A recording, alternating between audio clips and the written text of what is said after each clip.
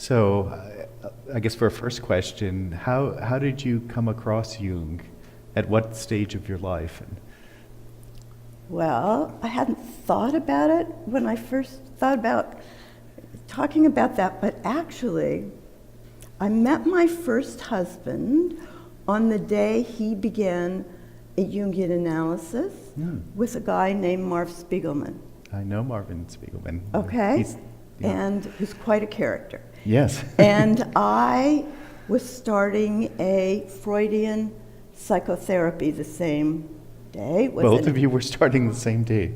With talk about an interesting synchronicity. Yes. With a guy trained at Menninger named Gerald Aronson. And as time went on, all I can say was, what was going on with his dreams on his side of the bed was much more interesting than what was happening to me. That was just hands down. Okay. But I was also... Was it more interesting, or was it just that the interpretations kind of took it to a different place? Because the Freudian and Jungian approach are very different. Different how they handle the same subject matter. It was his intensity of focus on the dreams that it was so important. And over the years, that became very important to me, but I wasn't ready to move in that direction yet. Yeah. And I remember when he finished his analysis, which was a little bit before we got married, Marvin and his wife came to our house for dinner. That was in the days when the LA Institute was not the biggest boundary place. And I remember Marvin, I think he said to me, I'd already worked as a social worker, so like, are you going to become an analyst? And I remember, as clear as it was yesterday, saying, no way, I'm so shy. There's no way I could do that. He said, I'm shy too, I don't think that's really an issue. Right. But that was a long time ago. Okay. So did you go through the whole Freudian analysis with the person you were working with? It wasn't actually, that's a kind of funny story. It wasn't, more it was like a psychotherapy, Yeah. but it was twice a week, and it was, it's so strange to look back on those days. Like, his goal was, and I don't know how much mine was, but his goal was, okay, you're getting married, now we can stop. That was kind of and that was in the 60s. Love and work. That's the goal, right? Whatever.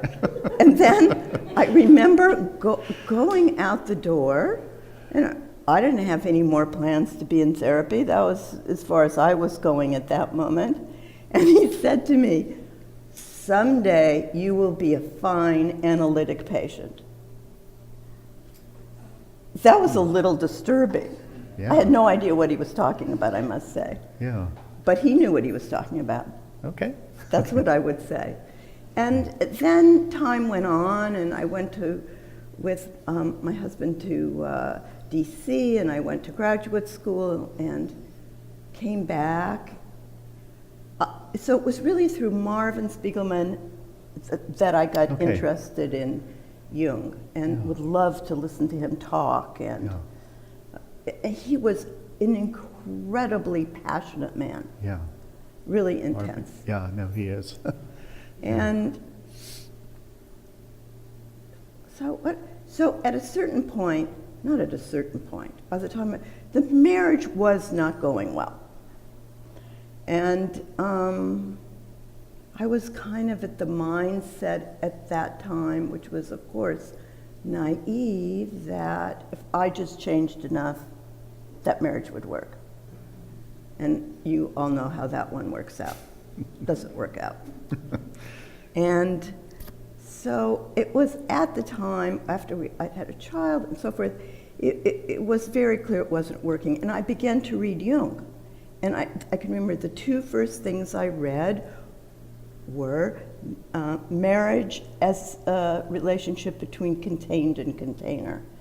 And that's a very unusual thing to read first. It but is. that was the issue that was like, who's the container, the male or the female? Can it go easily back and forth? And that whole concept of containment has been very important to me in my work and to this day. Yeah. And actually, the Kleinians and the Bionians like to think they discovered it, but actually the Jungian essay way predates it. And then I read Memories, Dreams, and Reflections. And I came from a very materialistic Hollywood family.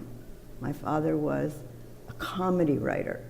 And I don't know if you know much about comedy writers, but basically nothing is serious. You just make a joke out of everything and move on. And Even in their personal life. especially. Yeah, especially. Okay. I didn't know that.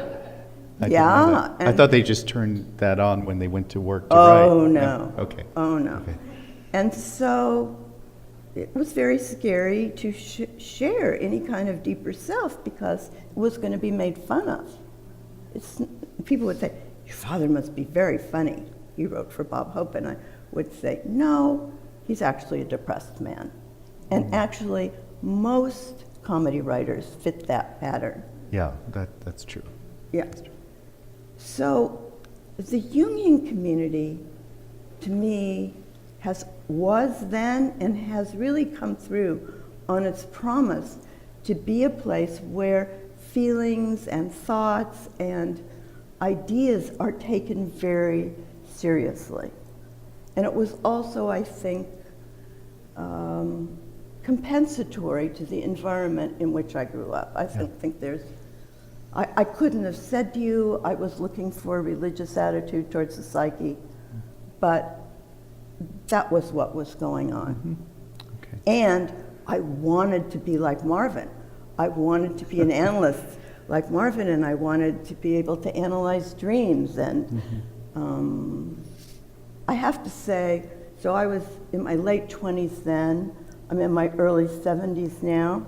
It's taken me that many years to get that I can't be like any of my analysts, and I actually have to be myself. Took a long time, Yeah. but that's the bottom line.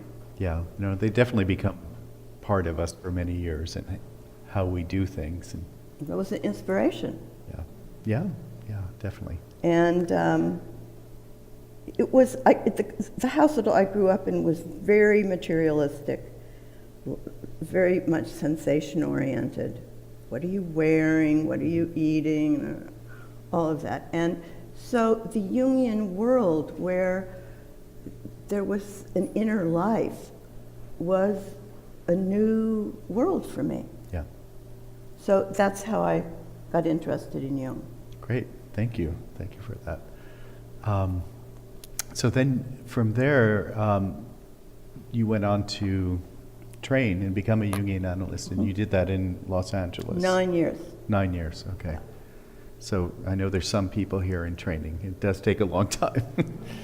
It's a lot of work, but good work. And then from there, I think I also saw in your background that you directed a children's center. Started it with two other people. Okay, could you tell us a little about that? And there's not many Jungians who work No. with children, so. Well, I had worked a lot with children before my own children were born. I worked in residential treatment with adolescents for 3 years. All my licensing hours were from that. And I think I told somebody today, like, I was about 8.5 months pregnant when I finished, and I was in an ambulance going to the emergency hospital with a girl who had overdosed. And when they opened the doors of the ambulance, the physician said, "Who am I supposed to take care of?" That was a very memorable event. And then my daughter was born, and I can remember I had a very difficult relationship with my own mother. I would not say I was particularly prepared to be a parent. And I just worked very hard at it because I knew it was important from working with those girls. That was a very formative experience. And I knew that better do it now before they're adolescents. If you wait till adolescence, it just gets more violent. Yeah, adolescents are difficult to work with for many reasons, but I mean, I've heard from many therapists, you have to be prepared to just sort of be in the room and not even hear anything. They sometimes don't even want to talk. A lot So, yeah, of that. yeah. It's a lot of, It's kind of containing without the without dialogue. interpretation. Right, right. Yes, exactly. Yeah. But I also knew that I had to set limits, that if you didn't do that, you were going to be in major trouble as a parent. That was not how I grew up. It was very kind of lax, but I could see how important that was. And from the work that I had done. Meaning the listening part? Or No, setting limits in terms of boundaries, like the hour's over, or yes, you have to go to school, or if you start fighting, somebody's going to stop you because they were living on grounds. Okay. I can remember one of the house parents, one of the girls she was really big, and I remember being there that night, and one of the girls was saying, "I'm going to kill myself," and I forget what we had done to upset her, but something. And the house parent said to her, "You're not doing it tonight." And her name was Mrs. Roberson, and I thought, that's perfect. Yeah, yeah. That is just Sure, perfect. sure. So, So did you start then working with younger age no, children? I mostly Or worked you with always worked with adolescents? adolescents. It's falling out again, Okay. because I was moving around. Make one more attempt to. Okay. No, it's all on me. It's not your. I don't have the right shape of ears like Obama. Yeah, Okay, let's try this whole new question. okay. It's easier than holding something, I must say. I think we're good. Okay. Okay. And then when my daughter got to toddlerhood, and she was a very aggressive kid. She was an aggressive nurser to start with. She was extremely verbal, and I used to look at her and say, if I can bear this, she's going to be a great lawyer someday. And you know what? That's what she did. So, but for an introverted person like me, and she was extroverted, it was a lot. And at a certain point, I remember she was biting and she was hit, all the stuff that toddlers do. Mm-hmm. It wasn't that unusual. I had just been a good girl.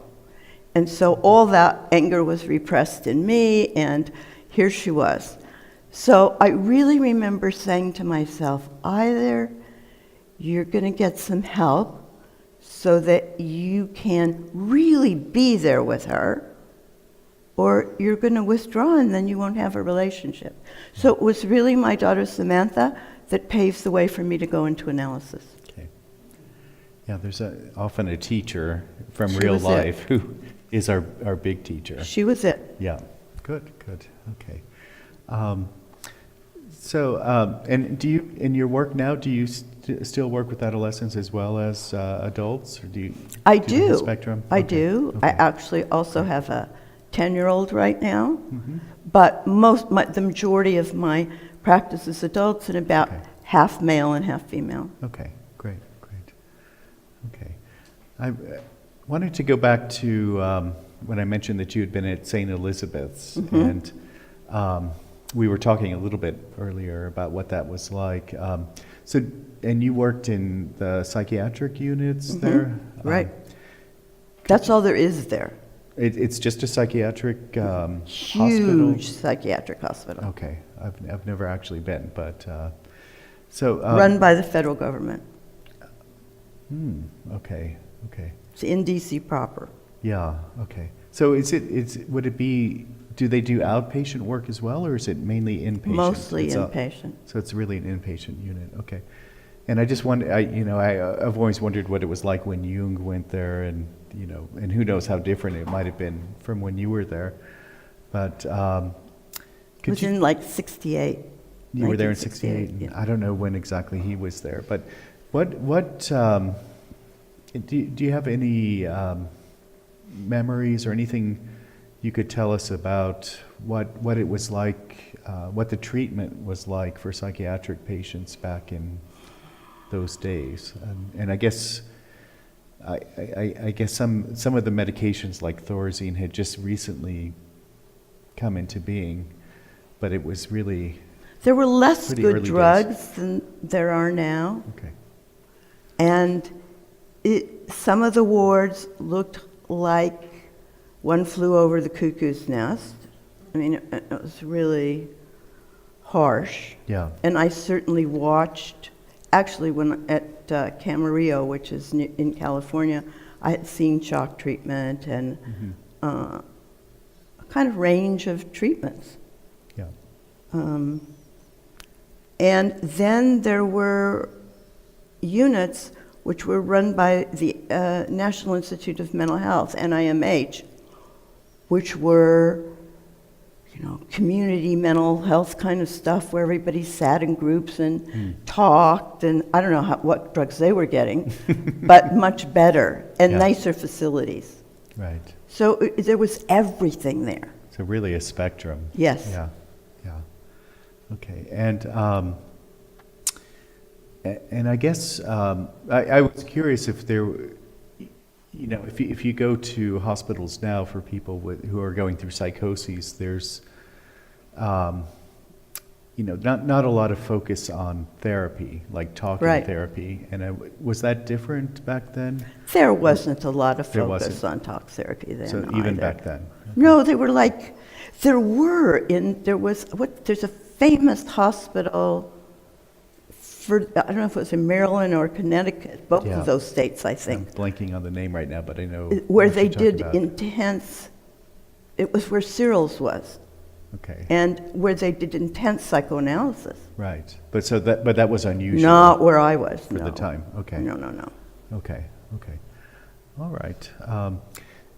I'd like to talk a little bit about your influences, because you're unique, I think, in some ways, in that and I don't know if it had to do with going through the Freudian therapy at the beginning, but you really have bridged some of Jung's ideas with analysts that kind of came more from the Freudian side. Right. Melanie Klein and Wilfred Bion and Right. some of them. And I'm not really well read on Bion. I know more of Klein's work. But one thing I have heard is that he was intensively worked with patients with psychosis, at least early on. When he was And- in England. And I think that informed a lot of his work, which is also a lot of Jung's early work was informed by working with psychosis. I wonder if maybe you could say a little bit about how did you come across Klein and Bion's writings, and was that through your training as a Jungian, or was that completely separate? No, it was not Okay. part of my training. It was after. It was after, okay. And how did you get drawn to that? I would say part of it was about my own healing. One of the stories I like to tell is that I was seeing a child in our clinic, and he came in to see me one day, and actually I didn't know his mother was having a biopsy that day. I didn't have that information.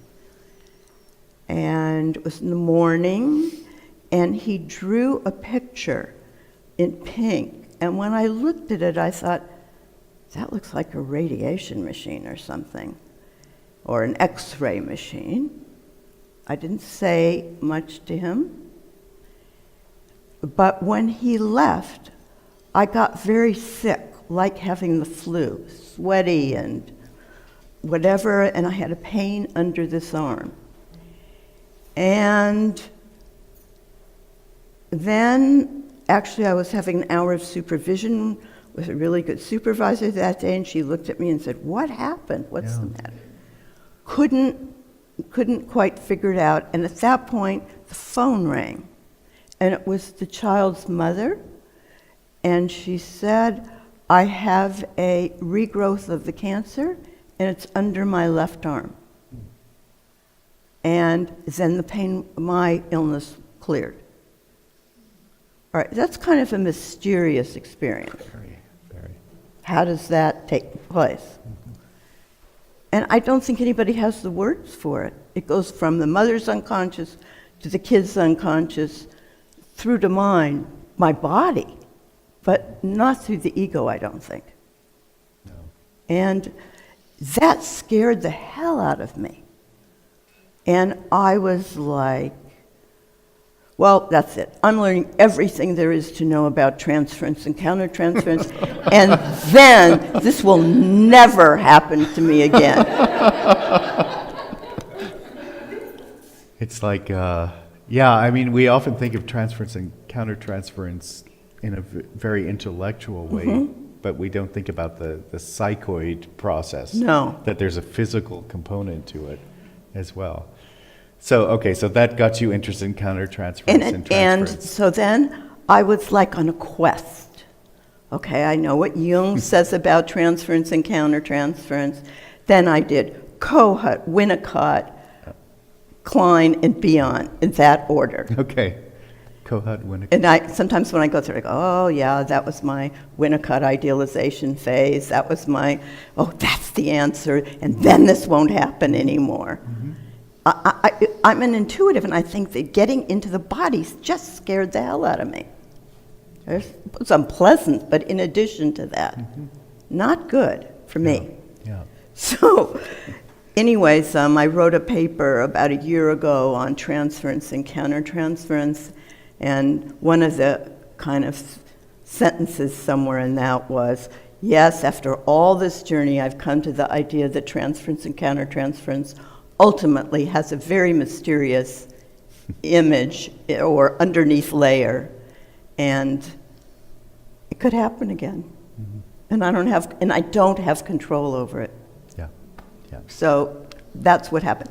Particularly Bion was the person that I've studied the most. Wilfred Bion was born in India, actually. So he has a very Western, Eastern kind of thing. He went to boarding school. His parents... Didn't he end up in Los Angeles later in his life? Yes, Yeah. that's how... All right, so Okay. then he studied in London. He was head of the Tavistock. He wrote some very Tavistock, interesting yeah. papers. One book is called Second Thoughts. That has his work with psychotics in it. Okay. He was an analysand of Melanie Klein's, and was really feeling that he was been made head of the British psychoanalytic, and that people were treating him like he was some kind of god. And he didn't like it. It made him feel very not human. And so, I mean, what a brave thing to do. He was like in his 70s, I think. And he got an invitation to come to LA, and he came and lived in Los Angeles for 10 years. Went back into Oxford and died within weeks. I mean, it was never went back to India, northern India, Rajasthan. Having been there, it was the vegetation in that part of India is very much like LA. And I can't believe that he wasn't influenced by that. Lots of bougainvillea and warm weather and so forth. What years was he out there in Los Angeles, if you know? I could look it up, but probably, for sure, I think in the 80s, those years. In the 80s? Yeah. So late in Yeah, the late in century. his life. Okay. Yeah, and he analyzed a number of analysts who had already been analyzed. One of the funnier stories, it's on my, I have a PDF of it. I interviewed both Jim Grodstein and Jim Gooch, who were analyzed by him. You would think they had different analysts. It's such different projection onto him. He was extraordinarily bright, that's very clear. And people experienced him with some of the same intensity that people experienced Jung. I was very fortunate. I also had analysis with Hilda Kirsch, who had worked with Jung. So I had I started training at a time when that was still available, generationally. Yeah. So Bion had a big influence on these people, and to this day, they still will say, Dr. Bion said this or something, and I'm like, whoa, there's a transference that never got. Still a bit of a god. Whoa. But that was how it was. Yeah. And Jim Grotstein, who you may know or have read articles, worked with him. And then... What was it about Bion, his work or his ideas that really moved you or grabbed you? One was, I have a paper about that if you ever want to read it. I think it's on the internet. But it was the following. First, he was very into containment as an important function in doing analysis. And he also talked about alpha and beta elements. And alpha elements were things that you could digest, and beta elements were elements that you needed an analyst or someone in your environment to metabolize. And so the Bionians talk particularly about feeling muscle.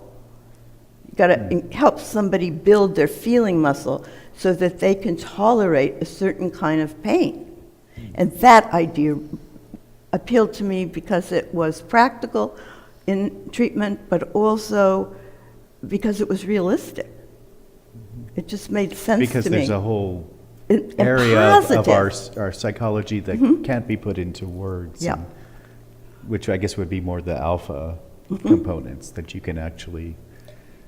The alpha elements are talk closer about. to consciousness. Yeah. The beta elements can be psychotic elements even. Mm-hmm. And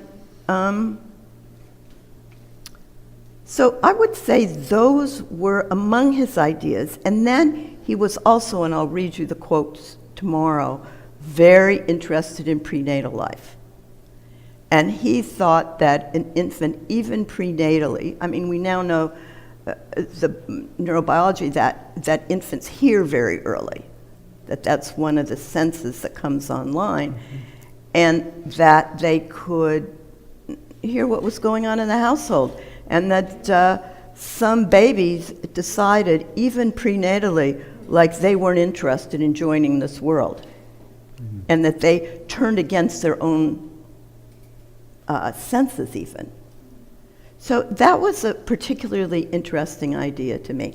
And the Bionians in particular just were interested in birth and prenatal life, whereas the Kleinians, and I also worked with the Kleinian, were like, no, life starts at the breast. That's it. Yeah, the breast. The And good, you the have- good and the bad breast, And right? you have really gone insane, like Bion, if you now have these other ideas, Okay. which I definitely had. Okay.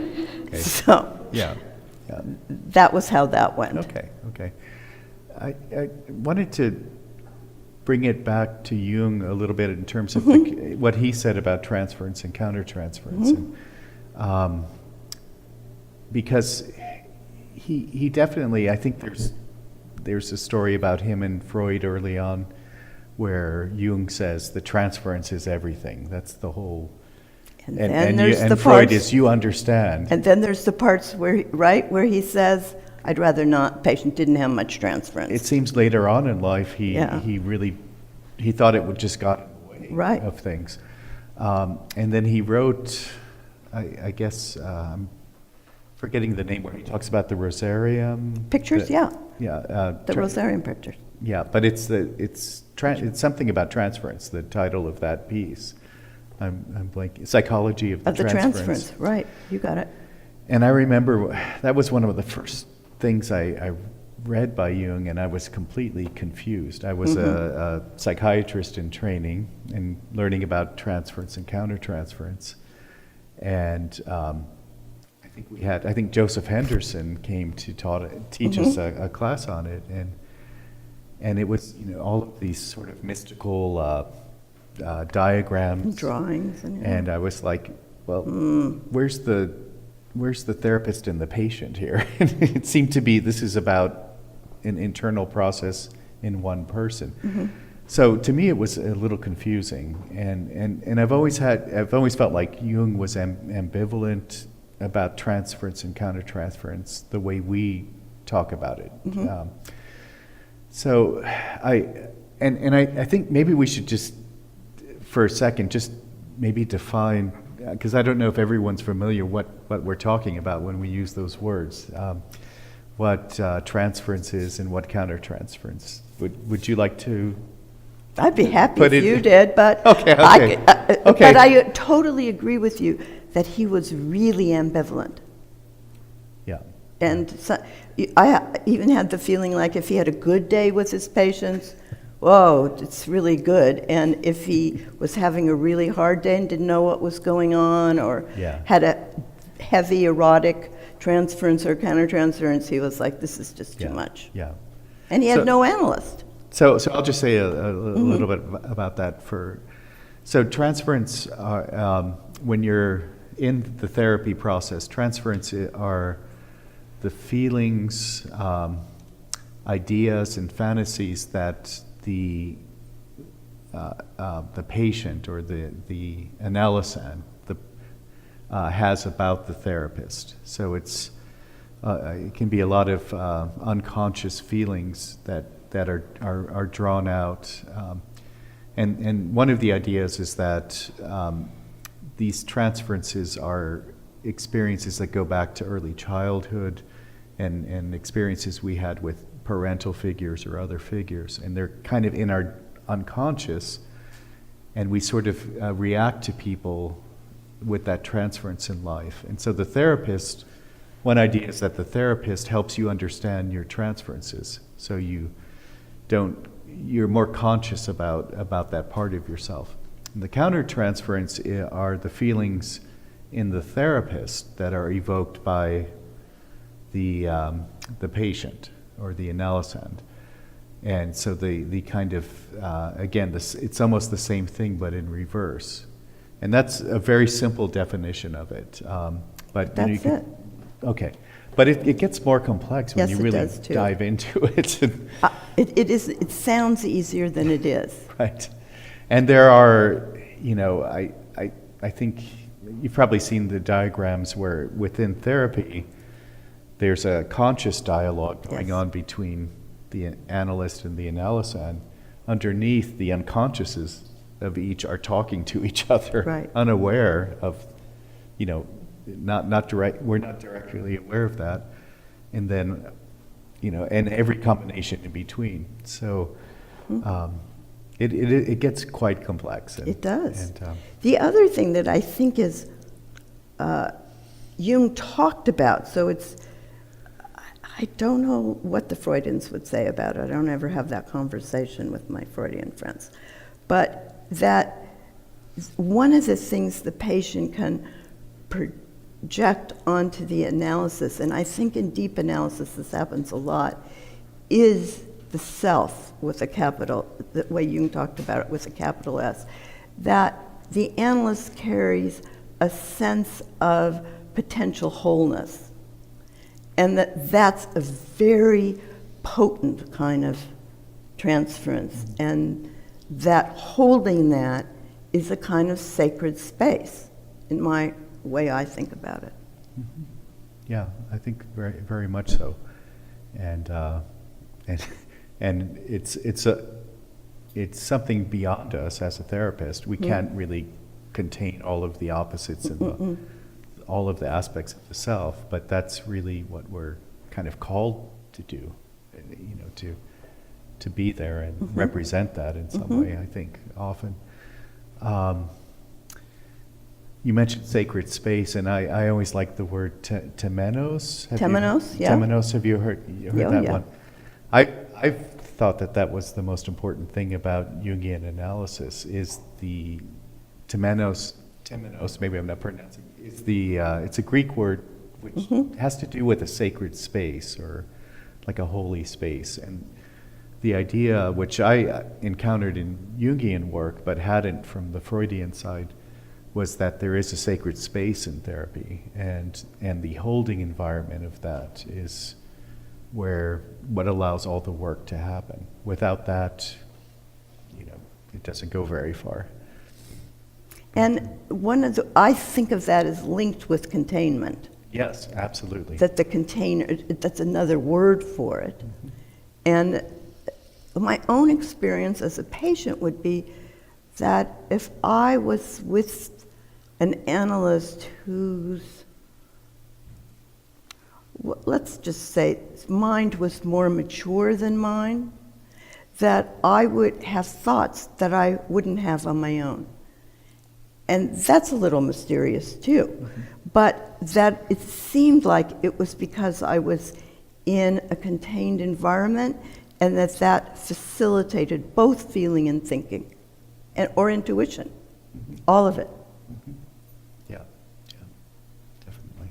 Can I ask a question? Sure. Why would, in your opinion, is Jung ambivalent given how powerful that paradigm seems to be in psychoanalysis amongst those who don't have so much of a ground itself? Why would he be ambivalent to the concept of transference? Why was he? I think he had a difficult time with women, and just the responsibility of it felt so heavy. That carrying, there's that early example to essays where he's in the wheat field, and the dream this woman has of he's carrying her in his arms and swaying in the wheat field, and he finally says to her, "Oh, I get it. You think I'm a god. I'm not a human. I'm a god to you." And she basically says, "I don't care. That's what I need." And he goes, "Okay, I guess it is. You don't have another god figure besides me." I actually take that image that it's like a combined figure, that he was mother and father, and that's part of, because of the wheat symbolism, that's what gives it its strength. But, it's really hard work. That's my experience of being in my consulting room and having people project all kinds of images onto you that don't have much to do with you sometimes. Very hard to hold it. Yeah. And that's So massive. yeah. And I think Jung, you mentioned he didn't really have a therapist. Mm-hmm. I don't think he did. So, he didn't have anyone to help him deal with his countertransferences. He had women colleagues who he did talk to a lot. Okay. That he had, and who were very giving to him, I think. Mm-hmm. But even that doesn't take the burden away. Yeah.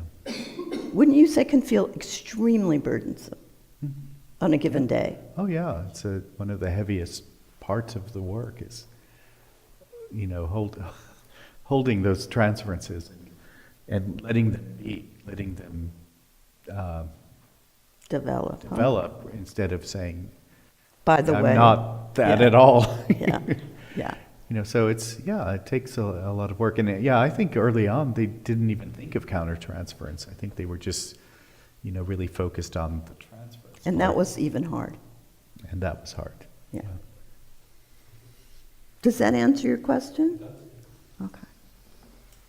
I'm interested in your example of the child who came to you and the mother, the pain that you had with the mother, and then talking about transference. It seems like there's a way in which the psyches at the unconscious level are able to be in deep communication and almost become fluid. Mm-hmm. Could you say a little bit more about that? What is that fluidness, or what is that? Well, Jung talks about it as a psychoid level, but we don't know. It's a little bit mysterious. And I just would introduce at this point, some people are more porous than others. That same thing could have gone on with a different person And I must have felt I know I did, felt connected to that mother as well as to the child. I knew her.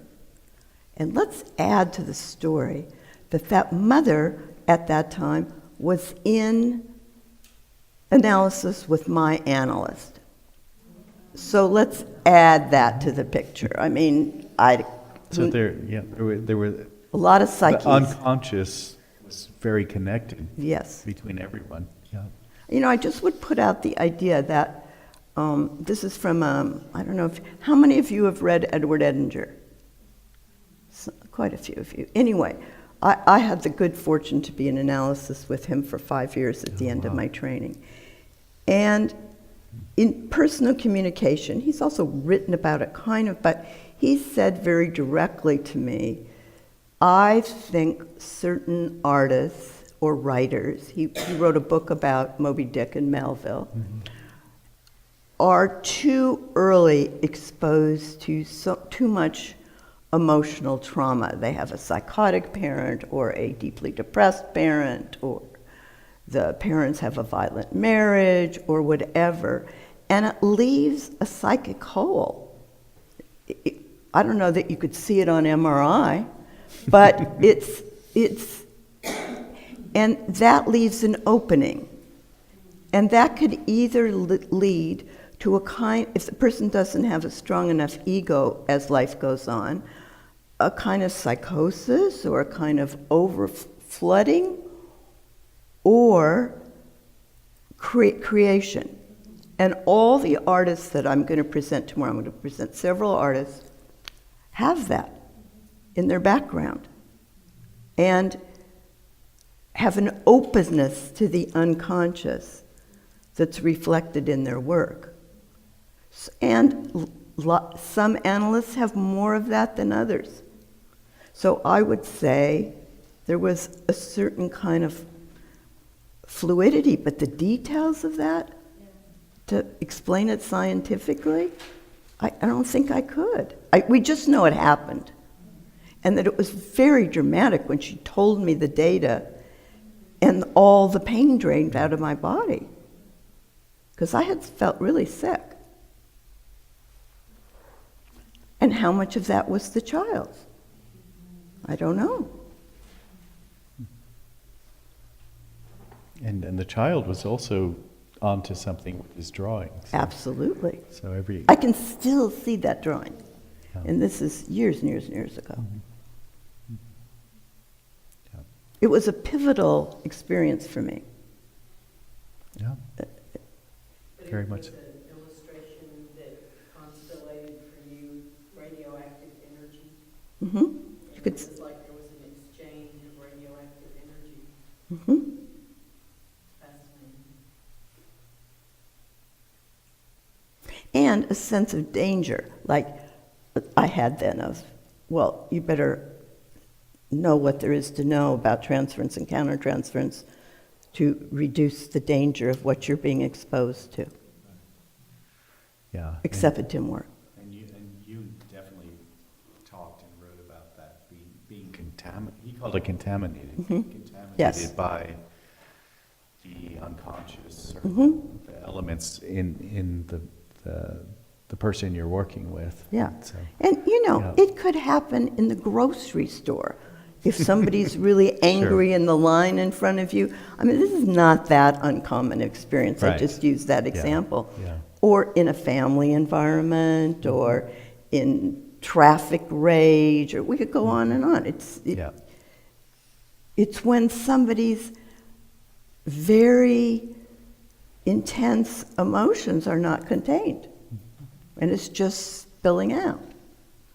Well, we definitely we pick up on those things, and our body reacts. Mhm. I think we were talking earlier today about depression, which is, you could look at it as a psychological issue, but we're learning more and more about how a lot of times some of the research is showing that it has to do with inflammatory responses, the body reacting to things in a certain way that causes damage, to the organs, to the body itself. And it's not just in the brain, it's in All other over the body. parts of the body.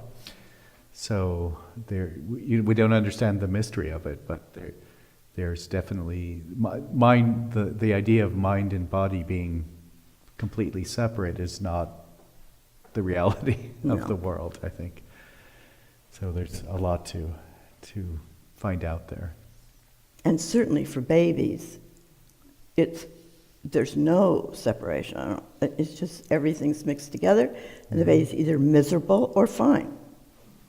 And when they're miserable, really miserable. In the whole body. And Yeah. and if you add to that, when you think of, like when I see in my office certain responses that I think go back to infancy, one of the markers of that for me is the absence of time, as if the feeling will just go on forever. Because in babies, there's There's no time. none. You're going to be talking about artists and how did you get into, or what drew you to artists? Was it through your work of seeing artists, or was it just that had always been an interest? It had been an interest, but it grew. And I think one of the things that can happen is that, and I don't know how this happens either, but that a good enough analysis will increase one's aesthetic sensitivity. Could be music, could be art, could be poetry, writing, I don't know.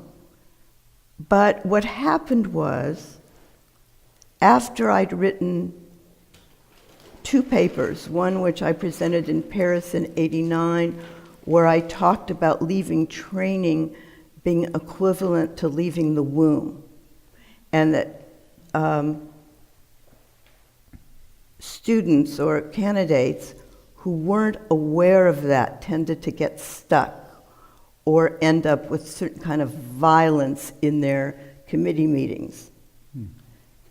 And so that was the first thing that I put in writing and published. And then in '95, I wrote a longer paper in Zurich that, based on my reading it to that point, that began to include Beyond and so forth.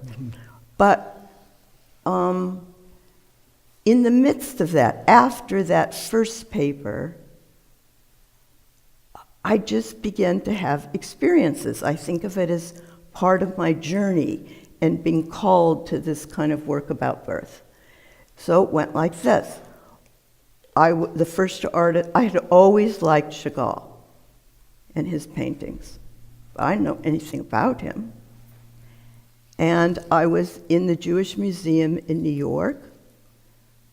I opened the first page of his autobiography, and there was this amazing birth story, which I will show you tomorrow. Then I began to think, isn't that interesting? You know, in his paintings that I like so much, everything's floating, as if it's intrauterine. They're just floating. It's true. Yeah. Yeah. So that was the first major experience with the art. Okay. Second was, I had always loved the painting of Jean Moreau, and in fact, when I was a teenager, I bought a poster of his as a teenager. It had very bright colors in it. That's how I remembered it. This is the Spanish artist? Yes. Yes. Yeah. So I'm on my way to London. I should also say that as, I don't know, proof or in my own analysis, when I was able to capture, and I'll talk about it tomorrow, my own birth experiences and what had happened, my anxiety about travel diminished. So there was a very real gain from the study. I could enjoy travel and wasn't so anxious about being on airplanes. Literally, I can remember this period of time when I was working through that material. When, you know how when you go through, what do you call it? It's the thing that takes you from the airport onto the airplane, those tunnels and things. And I would go, oh my God, this is just like a birth canal. What the hell? Never noticed that before.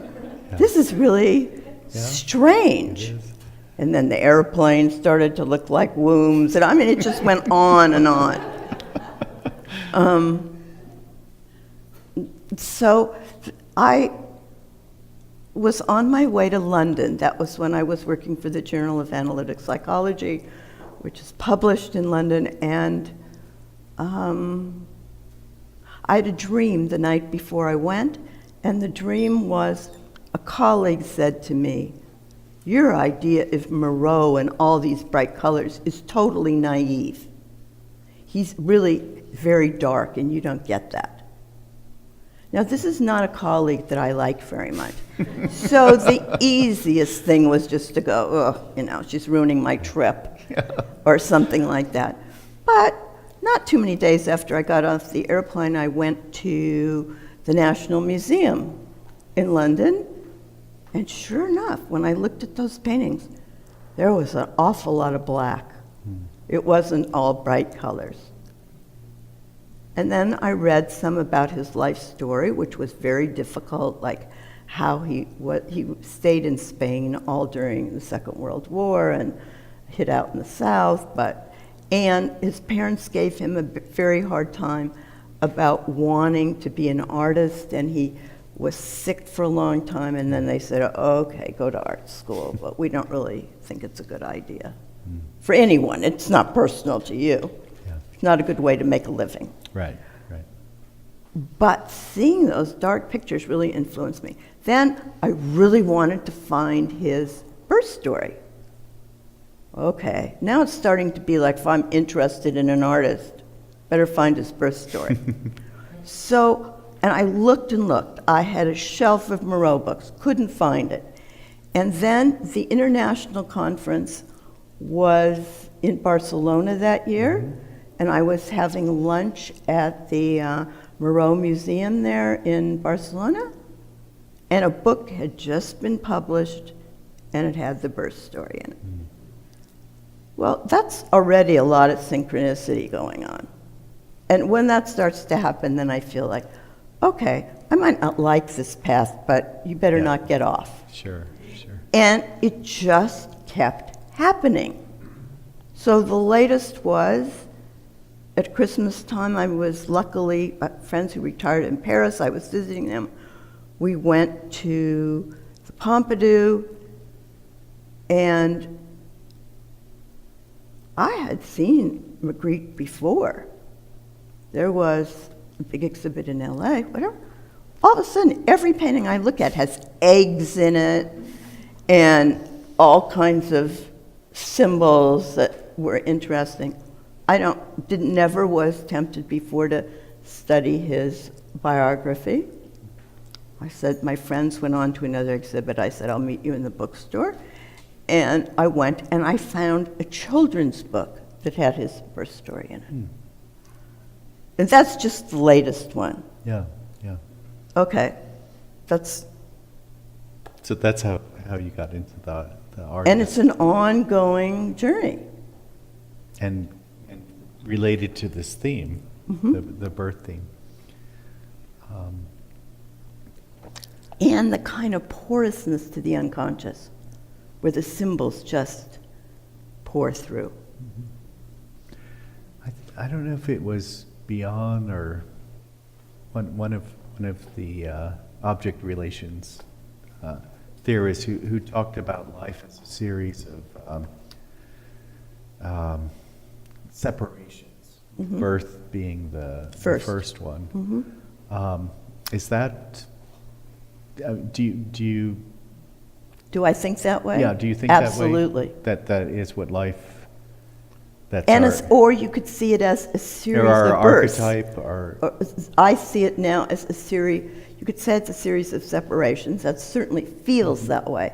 But it's also a series of births that you go from one phase to the next, and you go repeat particularly if it's a negative birth imprint.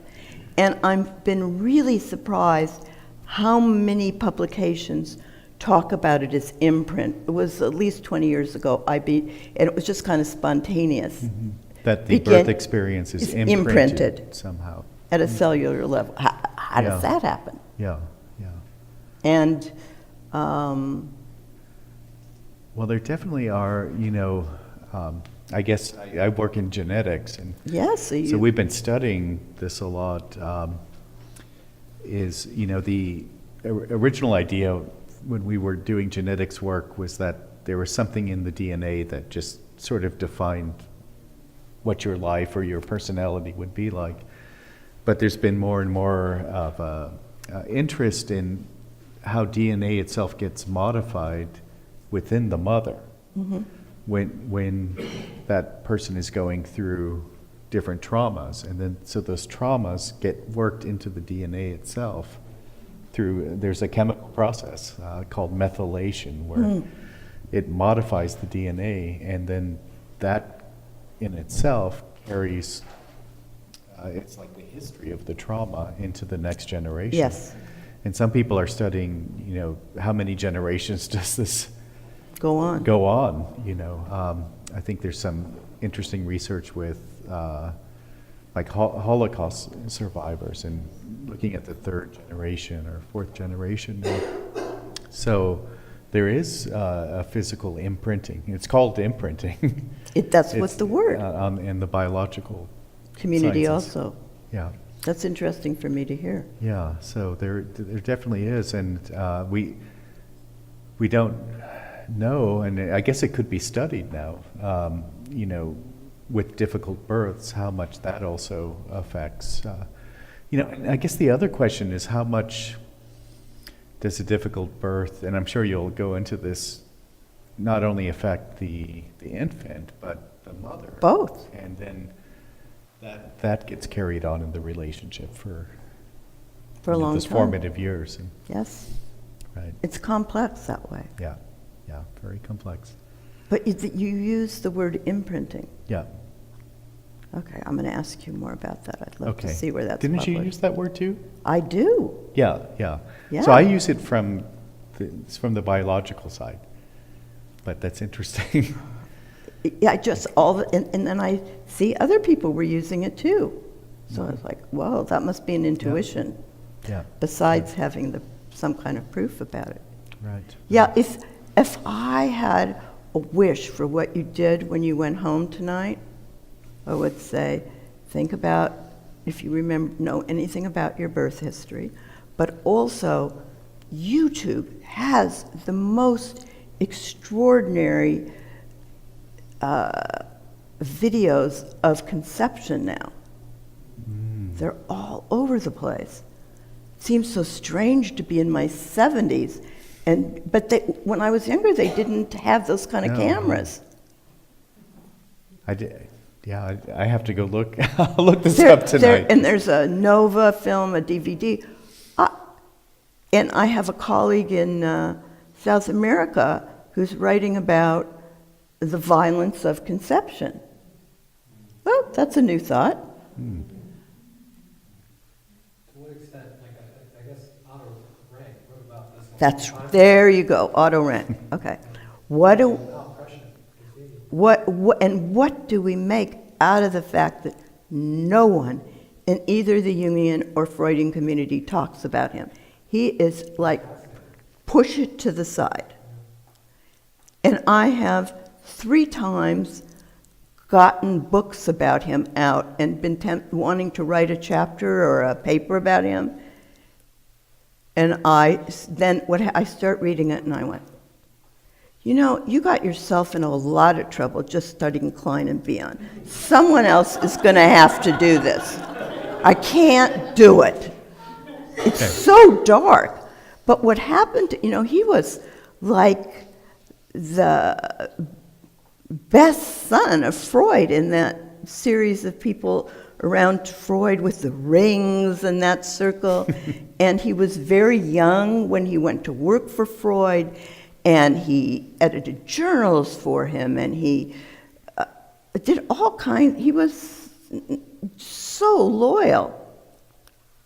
And then, as it happens, he had an idea of his own, which was that birth was traumatic.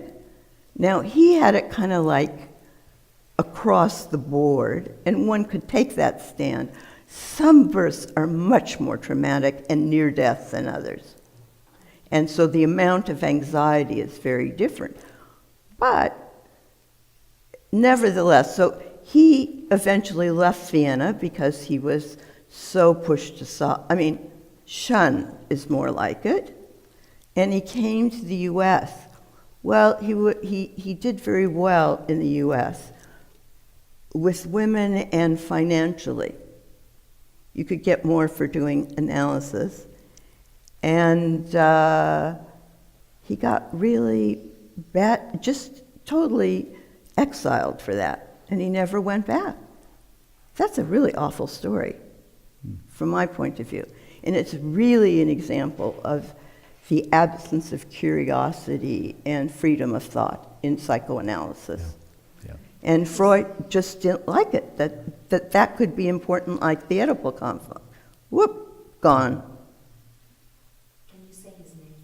Otto Rank, R-A-N-K. There is some good material about him on the internet.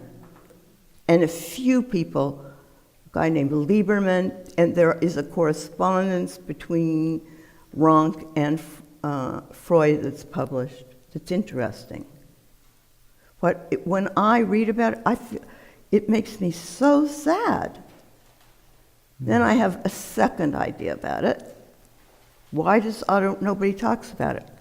Well, the reality is people don't talk about birth very much either.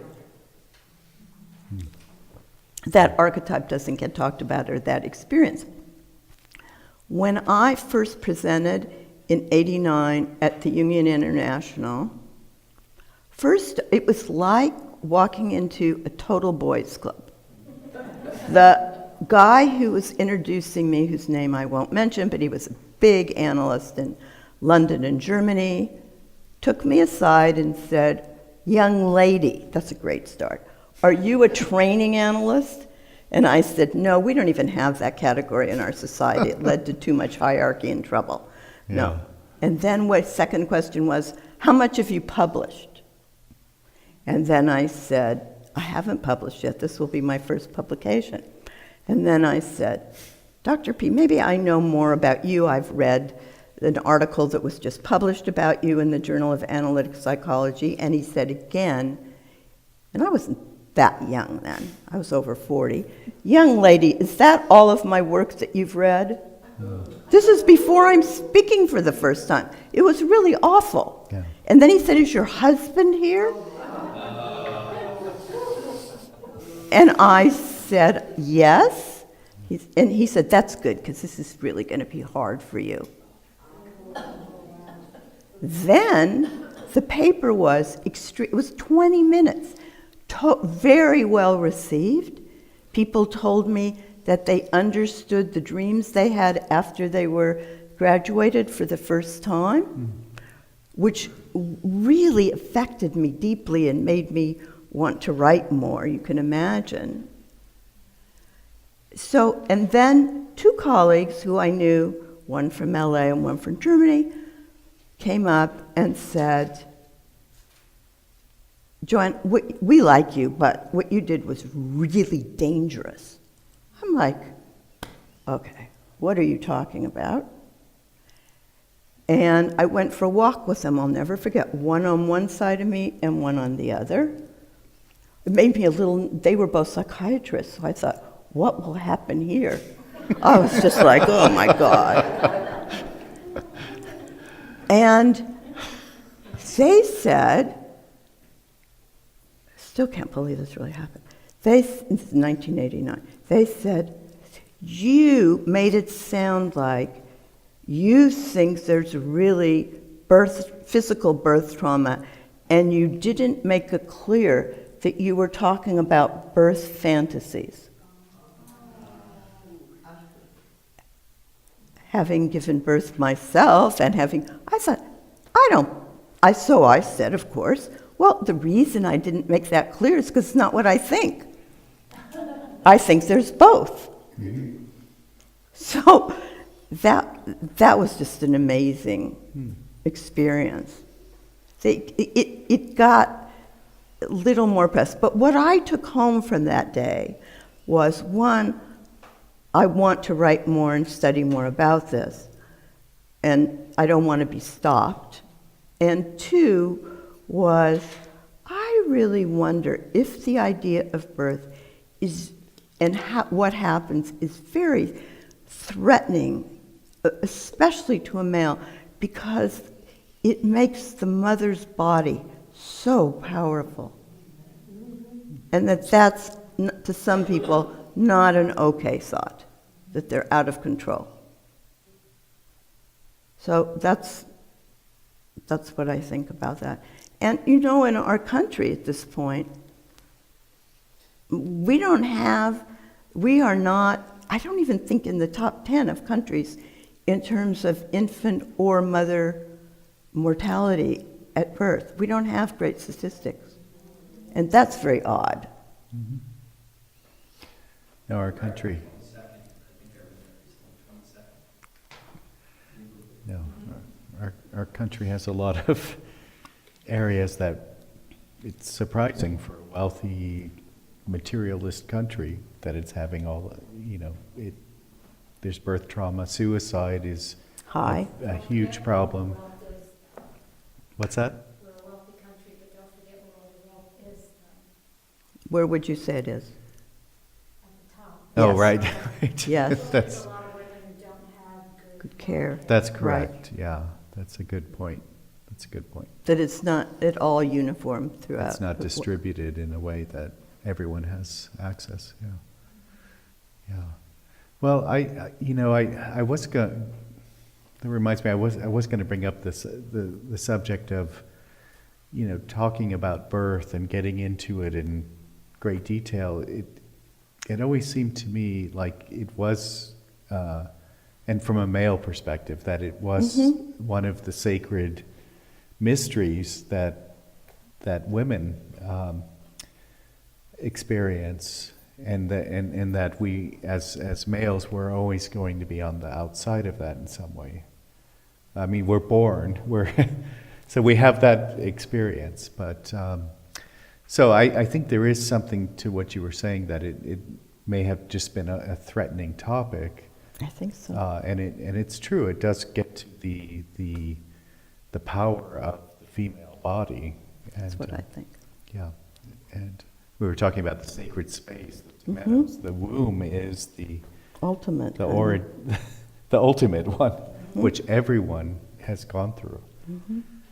So, yeah. And even if going back to Freud, there was all that writing about penis envy, but he sure wasn't into womb envy. Right. Right. So it was a kind of one-way street. Yeah. And I think, one of the things that drew me to Jung was, and I think it was Aldo Caratanato or whatever. Right, the Italian guy. But he kind of wrote about how Jungians kind of look at the creativity as the key of, it's kind of like the equivalent of the penis envy in the Freudian world, that it's really the I guess the key experience for development is creativity, Right. which birth is One the kind of- ultimate creative act. Well, it in depends some on way. who you ask. Yeah. Okay. Okay. That might be my womb envy talking. But When I was Yeah. about to give birth to my second child, my analyst said to me something like, I give birth too, I write books. And I was like, I can't believe we're having this discussion. I didn't say anything, but that was Yeah. offensive to me. yeah, that's womb envy. That's what I would call it. I can be creative too, in that Yes, way. yeah. Yeah. Don't think you're doing anything special. Yeah. Yeah. But I think some emphasis is on hysteria, which means wandering room. Yes. Yes. That's another. And Louise Bourgeois, whose film you were looking at, did do some pictures of hysteria. She draws women in an arch. I forget how that's related, but, and she calls them hysteria. Hmm. And then I guess the power of consciously being reborn, right? Yes. Same construct as a male, right? Having not that power, but maybe the ability to consciously try to, effectuate that. Well, I'm kind of the idea that one of the reasons it's important to study this material is that biological birth at the beginning of life from the mother, obviously very important, but that we get born again many times throughout the life cycle if we're lucky. And if we've had a particularly negative experience, it will be harder to grow and develop. Mhm. Yeah. Yeah, makes sense. And I really like what you said about, for those who look at life as a series of separations, that it's a series of births. Separation and the birth are contiguous. So I think we're probably at a point where we can stop or maybe take a couple of questions, but there'll be lots of opportunities also over the next 2 days. But The birth history, could you say a little bit more about that? What's the balance on the birth history?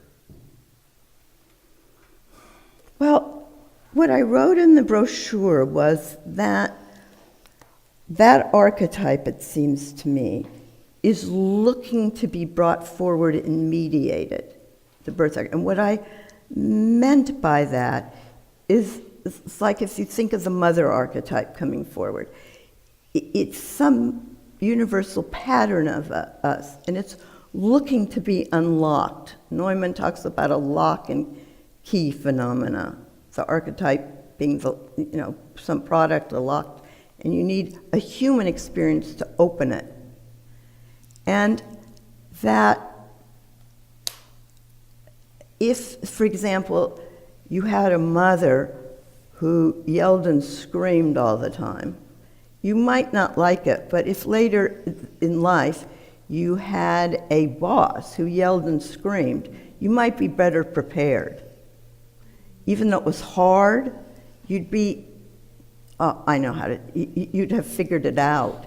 So that the negative part of the archetype would have been mediated by your own mother. But the other side of a loving, soft, kind of feminine, you wouldn't know much about, and it might be very frightening.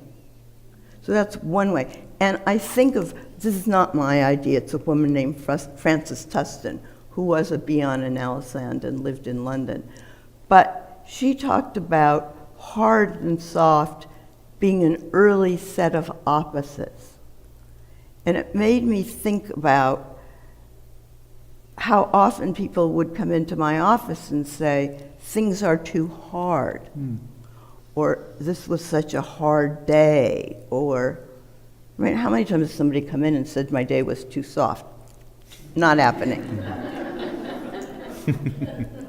So I've begun to think about that, and that one of the things you're looking for in a birth that gets mediated is that particular set of opposites.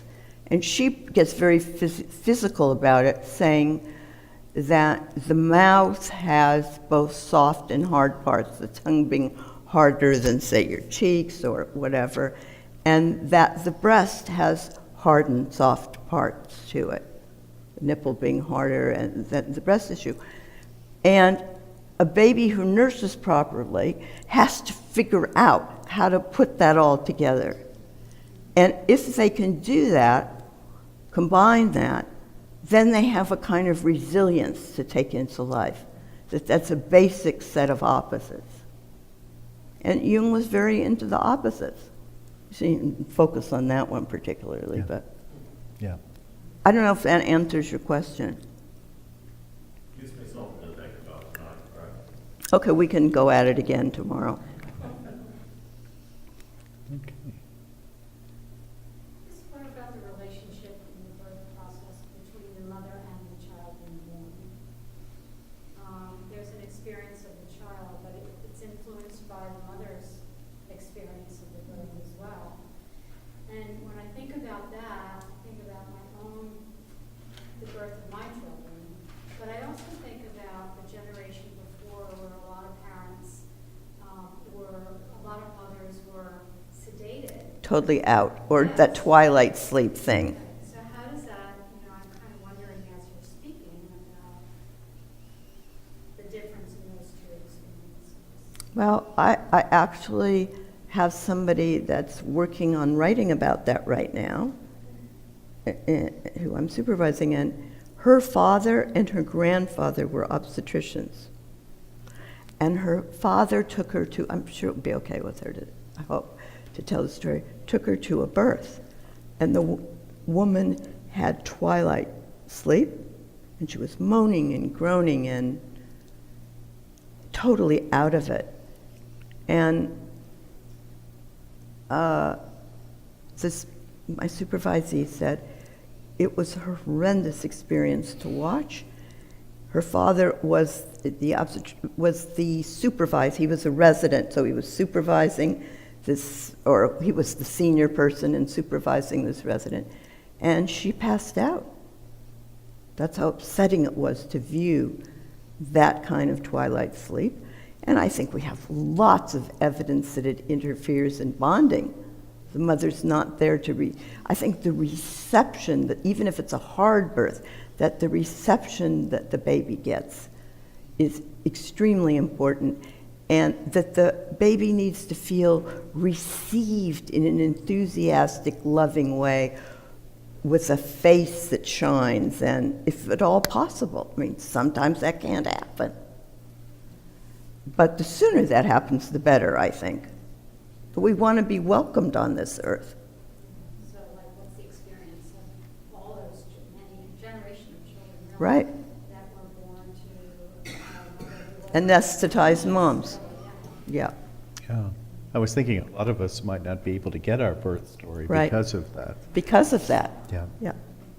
But wouldn't the infant also be drugged in that case? Because wouldn't they still be receiving the drugs through the placenta? Probably some. So would both of them have been? But then the baby wakes up. They make sure the baby wakes up after it's born, but they can't hand it to the mother. Right, yeah, I got that part. I was just thinking the baby couldn't. It's not great for the baby. No. And Winnicott in particular, who was a pediatrician, and so he must have seen a lot of infants. And he talks a lot about having an infant go through the birth canal and how that fight down the birth canal strengthens the baby and releases certain hormones and so forth. And if the baby's drugged, then that's not going to be, and pulled out with forceps, seems to do quite a bit of damage. You know, they do a lot of cesareans now because it's harder to train doctors to help a baby. It's a kind of art to help a baby out. Whereas you can teach how to do a surgery kind of mechanically. Yeah. Yeah. And so, even though I don't know if you've ever watched, I've watched cesareans on YouTube. I had the fantasy that the baby was just kind of on top and you just made an incision and pulled the baby out. It's not exactly like that. Yeah. You know, Yeah, no, I've you've probably done them. delivered babies and Yes. I've also seen cesarean, so yeah, Yeah. I've been in there. Probably we'll take one more question, and I think. Well, I was just gonna kind of piggyback on what you were saying, that I used to be a rebirther, which is a breathing process. and Oh, yeah. also I know about the that, yeah. very first one that I did, someone did on me. I kept going out like I'd been drugged asleep, but it wasn't that. My mother was 17 and she was only a nun before she got pregnant with me, and so what I found out through the rebirth process was that there was discussion about aborting me. There you go. So when I was a baby, it wasn't so much the drugs, but I just didn't want to be in the body because somehow my first thought was that it was not safe It wasn't. to be there. Yeah. So it's not, I think, from my experience, always the baby being drugged, even though that is heavy. Sometimes it's the baby's emotion, you know, or in my case, it was, and for most of my life as a child, I was fat, I was heavy. I didn't want to do athletics, I didn't want to do anything. Stay out of the body. Stay out of the body. Everything was about stay out of the body. And then I kind of hear from people that that's happening when people rebirth with that cesarean, that they usually expect for parents to give them everything in life, like a job. They want somebody to always lift them out. They don't know how to solve problems. They don't know how to really get in there and work it out. They just want somebody always to lift them out of the situation. It's also in the literature. I've had not this experience with people that one of the things with cesarean births is that the infant doesn't initiate the birth process. And so they have a thing like, is it the right time to do this study or the right time for this? Or they don't initiate getting a job when they finish college. Right. And Things like that. Things like that. There's a book, I don't know if you've seen it, by a woman in France named Marie Cardinal, and it's called The Words to Say It. And it's an amazing story and very well told. It's like reading a novel. It won't be that way to you. It'll be more painful. But she, at a certain age, just started to bleed spontaneously from her uterus. She'd be on the street. She was Parisian. Whatever. It was after she had her own kids. She had no idea. Gynecologist couldn't figure it out. Her internist couldn't figure it out. The next thing was she was hospitalized in a mental hospital because she was going crazy or whatever, or they thought, anyway, and she finally left the hospital, hadn't seen her family, she had children or anything for months, and she found a psychoanalyst that helped her, and they found that her mother had tried to abort her, and it was at the same age as she started bleeding. Wow. And it's a very powerful book. And it's still available. I got another copy recently on Amazon. That book really influenced me a lot. I have to look it up. All right. So if you have the energy to look at YouTube videos tonight, look at the conception. And Sean, what time do we start tomorrow? We started at 9 o'clock tomorrow morning. 9 o'clock. Not exactly sure what medical order, but it's usually bagels for lunch. It's bagels and some fruit and coffee. Great. And people just started. And we had we'll talk a little bit after this about how the morning will go exactly. It's up to the presenter, but typically there are a prayer or two for nature, et cetera, over the course of the morning, and then we'll wrap up at about 1 o'clock tomorrow. And just to warn, the first part of the morning tomorrow will be lecture. It's the case that got me interested in studying birth trauma. And it's not the easiest piece of writing but you'll be through the worst of the weekend if we get through that. And then I'm going to show all those artists that I mentioned after that. Okay, great. You'll get a reward.